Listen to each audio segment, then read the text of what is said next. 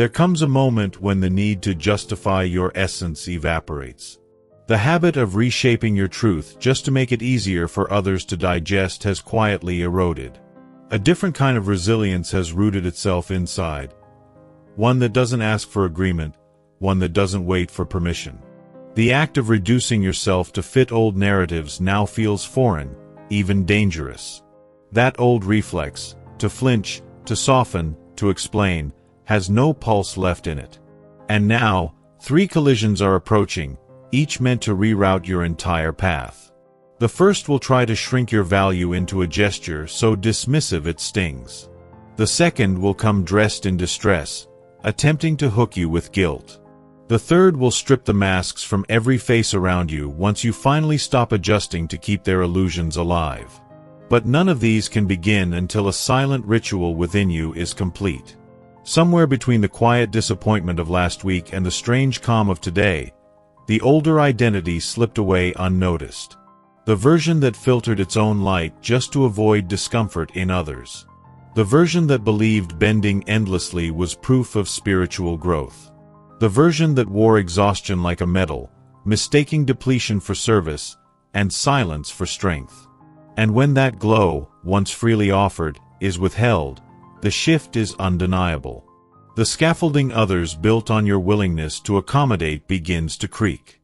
It wasn't selflessness, it was self-erasure. It wasn't generosity, it was a gradual disappearance. And now that you've stood tall without diluting yourself, returning to that smaller posture feels like trying to breathe underwater. Each time you let someone else's comfort take precedence over your clarity, the body kept the score.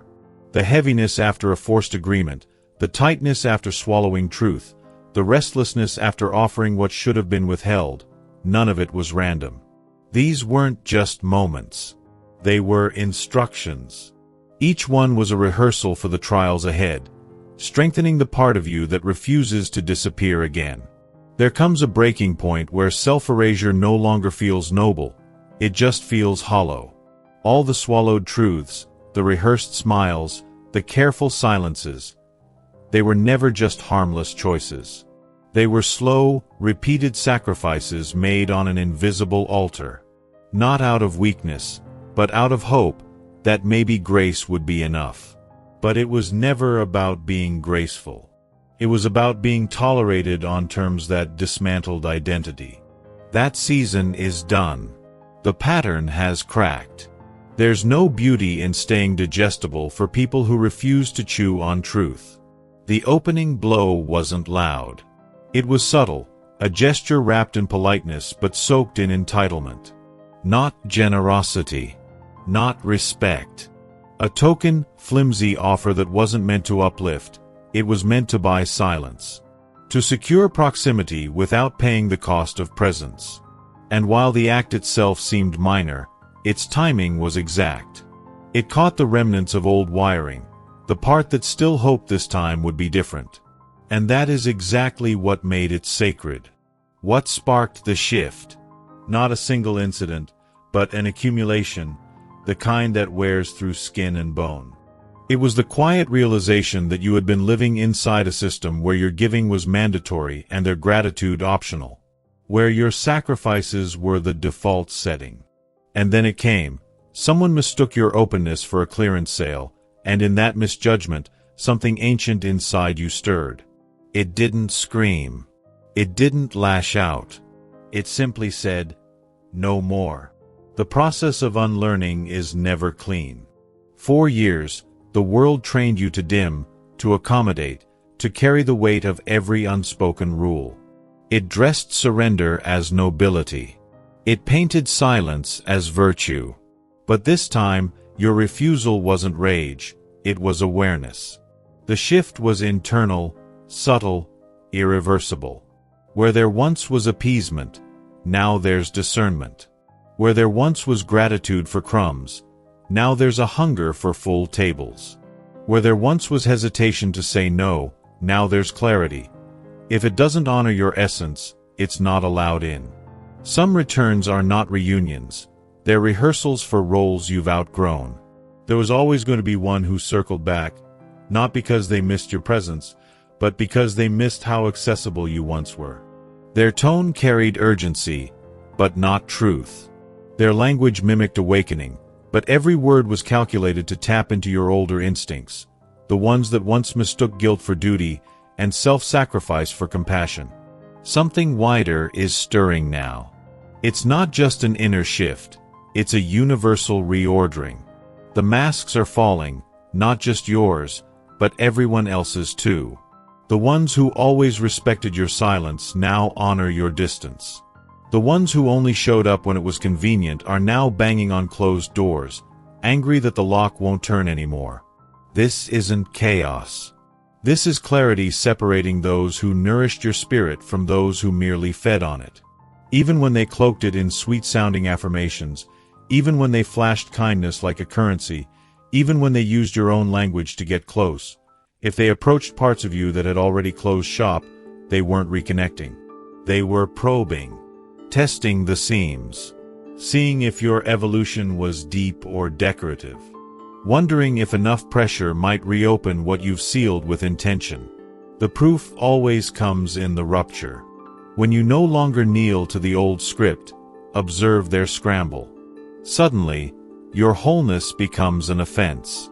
Suddenly, your peace is labeled selfish. They say you've changed, and they're right, they just never imagined that change would include locking the door behind you. Watch how their discomfort dresses up as criticism. Watch how your refusal to bleed becomes their reason to shout. But the most revealing challenge didn't come from the usual places. It came wrapped in casual proximity. Someone familiar, someone who'd seen the shifts firsthand, pretending they hadn't. They smiled, they knocked, they extended an offer wrapped in faux warmth, hoping you'd forget how exhausting it once was to sit among people whose energy smothered yours. But this time, the invitation didn't tempt, it confirmed.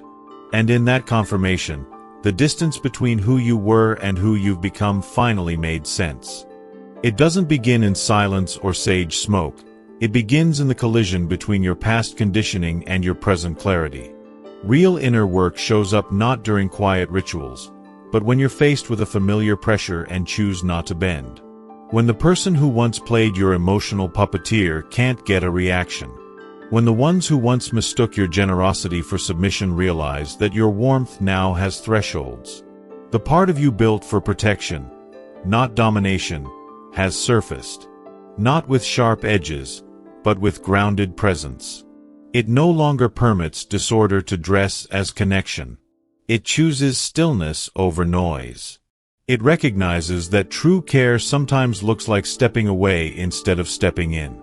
Sometimes the most loving response is closing the path entirely, without guilt. That moment you declined a situation that once consumed your energy, that was a milestone. Not because it was dramatic, but because it was decisive. What used to be automatic, saying yes, making excuses, softening your no, has been dismantled. Now, you walk in rooms only when your essence is invited, not your compliance. You don't broadcast your reasons anymore. You simply honor the spaces that feel right and let the rest fade. The part of you that once begged for understanding now walks with assurance. Not because it's hardened, but because it's healed. It no longer offers apologies for existing or discounts to be accepted. It welcomes goodness without suspicion, expects respect without effort, and protects its peace like sacred soil. The reservoir of energy is no longer open for extraction, it's reserved for purpose. Anyone who finds offense in your transformation was invested in your former instability. The ones who labeled you cold were warmed by your constant sacrifice. The ones who feel alienated by your growth were never connected to your soul, just your availability. Their discomfort isn't with your evolution. It's with the absence of the version of you that kept their comfort untouched. Every time they tested you with half-hearted offerings, it was never about generosity, it was a scan for weak spots. When they reached out pretending it was urgent, what they were truly checking was whether guilt still worked. When they invited you back into their orbit, it wasn't because they missed your spirit, it was because your silence disrupted their script. Your elevation isn't a commentary on anyone else's path. Your refusal isn't a rejection of love. It's a confirmation of alignment. You've come to understand that tenderness isn't about exposure to harm, and service doesn't mean martyrdom. There's a difference between being open-hearted and being available for exploitation, and now, that line is no longer blurred. Some truths don't arrive as revelations. They peel back slowly, exposing what's been tolerated for too long. Every confrontation, every quiet refusal, every unexpected silence pointed to the same core. The version of you that others relied on wasn't the real one, it was the one shaped by survival. The version that accepted crumbs as currency. The one who answered every call for help with urgency, no matter the cost. The one who showed up to places that drained you, just to feel visible. That version served a purpose, but not yours. What's becoming undeniable now is this: validation was never a prerequisite for self-worth. There's no panel of judges required to approve the standards you've set. No permission slip needed to prioritize your wellness over their comfort. What's needed is nerve, the boldness to accept being misunderstood by those who only loved your compliance. The willingness to stand alone rather than shrink for approval. This isn't rebellion, it's refinement. What looks like detachment is actually a return to self. What they call defiance is really discernment. You've entered a season where clarity speaks louder than compliance, and boundaries speak louder than apologies. You're not colder, you're calibrated. You're not angry, you're aligned. All the tests led to a single unveiling. When you stop bending just to keep the peace, the true shape of others emerges. The ones who were fueled by your silence will protest the loudest. Those who cheered your stillness but feared your movement will frame your transformation as arrogance. But those who truly carried care for your spirit will adjust, even if they don't fully understand. They'll respect the edges you've drawn without trying to redraw them. They'll recognize that real connection honors evolution, not control. Those who benefited from your lack of boundaries will respond with desperation, not because they're hurt, but because their access is gone. They'll disguise pressure as concern. They'll twist absence into offense. They'll call your peace an attack, your distance a betrayal. And in every interaction, another layer falls away. You don't owe them explanations. You owe yourself consistency. Each attempt to draw you back into outdated dynamics is a mirror, not a test. And every time you choose the unfamiliar discomfort of honoring your growth over the old familiarity of self-erasure, you reclaim another piece of your power. Every line you draw in the sand becomes a signal, not of division, but of alignment. The world isn't observing to punish, but to echo. Each time you choose wholeness over habit, you send a quiet invitation into the fabric of human consciousness, inviting others to reclaim the same right. Each moment you stop over-explaining, stop over-giving, stop over-apologizing, you build a blueprint that someone else, somewhere, is silently searching for. What's unfolding now isn't a conclusion, it's a new curriculum. Not in theory, but in embodiment. This is where you stop confusing exhaustion with devotion. Where you no longer beg the blind to recognize your brilliance. Where you carry your worth so unmistakably that there's no room left for debate, only recognition. The work now is to live from that knowing without needing applause. None of these encounters were accidents. They were markers, mirrors, placed to reflect back just how far you've come. The one who tried to measure your brilliance in pennies was met with silence, not defense. The one who pushed against your limit discovered that boundaries aren't the start of a discussion, they're the seal at the end. The one who mistook your presence for access learned that energy isn't an open bar, it's earned space. Living in your truth now means protecting more than your time, it means protecting your flame. Not because others are a threat, but because your light has direction. That protection is sacred. It's not rebellion, it's reverence. You're no longer shrinking to make others feel safe. You're expanding so they know what safety truly looks like. What once felt like loyalty now feels like leakage. What once passed as spiritual generosity now feels like energetic bankruptcy. The terms of engagement have changed, not from bitterness, but from clarity. You're no longer upholding promises made by a version of you that didn't know rest was holy, that didn't know no could be a prayer. This shift is deeper than behavior. It's structural. The entire architecture of your life is now built on a new internal law. Peace is non-negotiable. Access is earned, not assumed. And your soul's assignment is not to be available, it's to be aligned. The trials didn't ask you to abandon love, they asked you to refine it. They weren't there to test your compassion, they came to activate discernment. And now, that discernment has become your compass. There comes a threshold where silence becomes betrayal, not of others, but of the essence within. This is that threshold. Not a finish line, but a moment of sacred reckoning. After years of internal rewiring, you've arrived at the point where your refusal to dilute who you are is the most faithful act you can perform. You weren't sent here to conform. You weren't designed to dissolve. You were born to be a living reminder that fullness doesn't need to shrink in rooms too small to hold it. Those who are disturbed by your refusal to be used are revealing more than opinions. They're exposing their dependence on a version of you that no longer exists.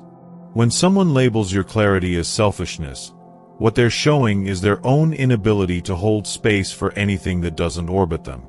When someone complains that your expectations are too high, what they're really confessing is that they never intended to rise with you.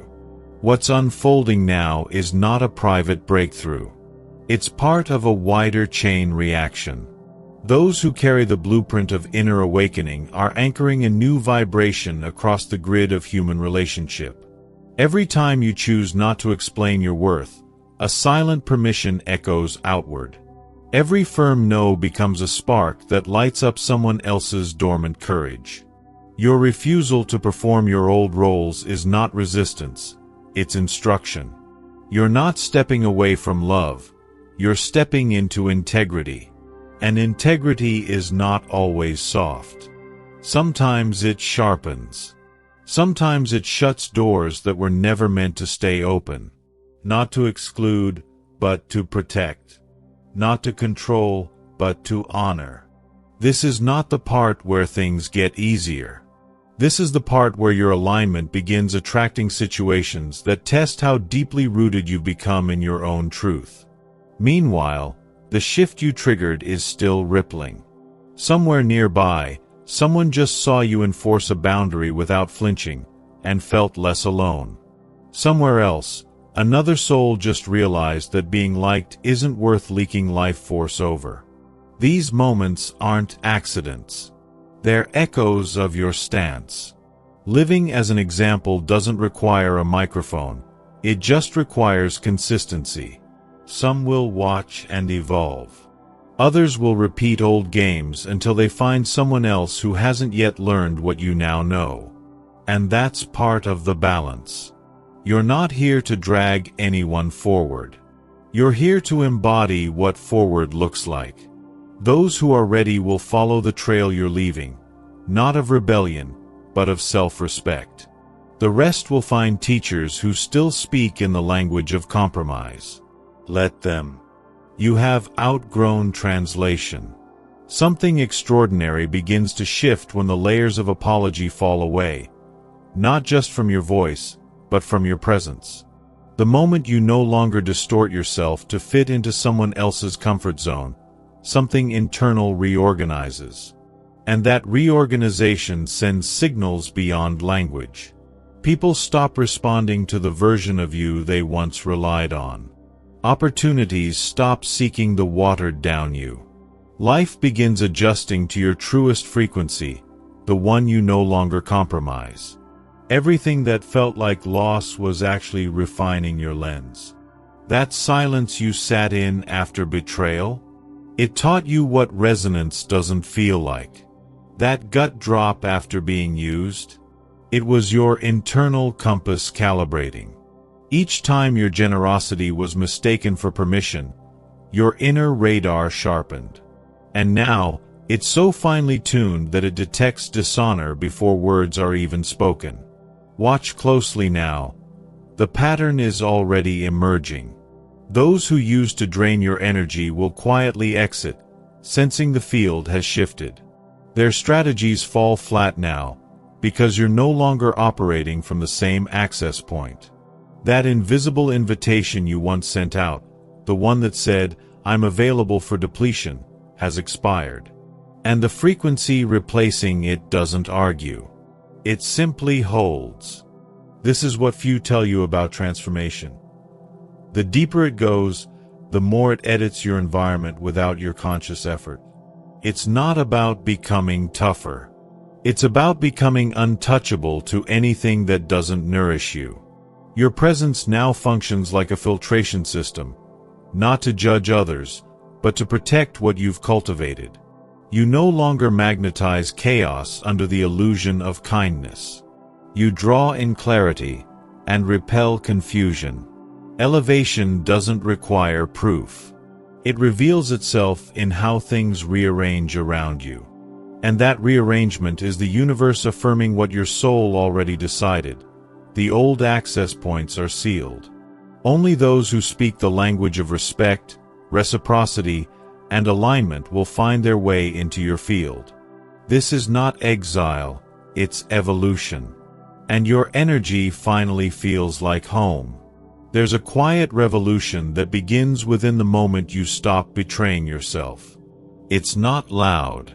It doesn't announce itself with fanfare. But it's undeniable. The space you once filled with anxious appeasement now holds ease. The ache that used to rise in your chest when you abandoned your truth for false peace has disappeared. The tightness that followed every forced apology, every draining yes, gone. What's replaced it is startling in its simplicity, a sense of being at home in your own skin. The ease of moving without checking who might disapprove. The relief of not translating your truth to fit someone else's preferences. The quiet power of no longer needing applause to feel enough. And somewhere in the background, those who once scorned your transformation are watching. The ones who recoiled when you stopped catering to their emotional hunger. The ones who muttered words like difficult or too much because you stopped being convenient. Some of them, silently, slowly, are adjusting their own boundaries. Not because you argued them into it, but because your existence reminded them of a standard they'd long forgotten to hold for themselves. Even the ones who tested your resolve are beginning to notice their own reflections in the aftermath. The one who offered too little for too much access now finds doors closed, not in bitterness, but in dignity. The one who cloaked demands in spiritual language is beginning to sense that manipulation doesn't land when people know their own rhythm. The one who created social spaces with empty warmth may be wondering why the light dims when authenticity is missing from the room. This is how consciousness moves, not through debates, not through declarations, but through embodiment. It spreads in the silence after a boundary is respected. It echoes in the absence of drama where chaos once ruled. It grows when someone sees that you didn't just say you'd changed, you became the change. Not to impress, not to prove, but because anything less no longer felt like life. And in doing so, you became a map others didn't know they needed. What used to feel like a looming threat now feels like an invitation. The next wave of challenges is already on its way, but this time, the ground beneath you is solid. What once sent your nervous system spiraling now activates your clarity. What once made your voice tremble now strengthens your stance. You're not bracing for battle anymore. You're preparing to embody your evolution. There's no more trying to be agreeable at your own expense. There's no more guilt for choosing yourself. There's just a steady readiness to meet life without shrinking. The way you relate to value is transforming at its core. That earlier moment of disrespect wasn't just about someone underestimating your worth. It was about showing you where you had underestimated yourself. You're no longer entertaining imbalances disguised as opportunity. Your presence is no longer available for extraction, your skills no longer offered on discount, your time no longer a free resource. You've stepped into the kind of self-respect that quietly instructs the universe to match your new standard. Where you used to serve from depletion, you're now learning that true giving can't exist in the absence of alignment. Helping others isn't about handing over your peace, it's about meeting them where honesty exists. When a request asks you to violate your own integrity, it's not a chance to be generous, it's a moment to say no without guilt. Your energy isn't a faucet anymore. It's sacred water, and only those who carry their own vessels can receive it. And those environments that once tried to pull you in with forced smiles and dull conversations? They've lost their pull. Not because you've become antisocial, but because your definition of community has matured. You're not chasing connection anymore. You're cultivating it. You're no longer staying just to be polite. You're choosing presence where your light is truly seen and reflected, not siphoned. This new rhythm is permanent. It's not a phase, it's a new baseline. The more you honor your truth, the more the world around you adapts to accommodate it. Each decision you make now reinforces your alignment. Each time you act without needing approval, you shed another outdated belief. You're not just shifting, you're stabilizing into your full spectrum. All those times you felt too much were actually moments of misplacement, not mistakes. Your decisiveness isn't harsh, it's holy. Your refusal to perform for approval isn't rebellion, it's remembrance. You're not just becoming someone new. You've returned to who you were before life tried to convince you that your clarity was a problem. This rebirth isn't symbolic, it's structural. You're not running scripts anymore. You're writing codes. Every line, every choice, every refusal to betray yourself is creating a new model for what spiritual embodiment looks like in real time.